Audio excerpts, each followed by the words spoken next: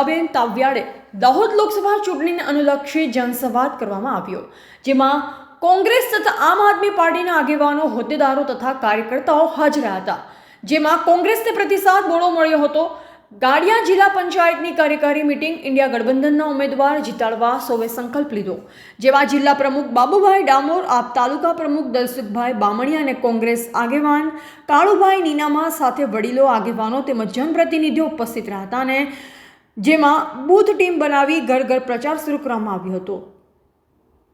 જિલ્લા બ્યુરો અંબારામ કે ખાંટ સાથે કેમેરામેન કપિલ બારિયા, મધ્ય ગુજરાતનો અવાજ ન્યૂઝ, દાહોદ।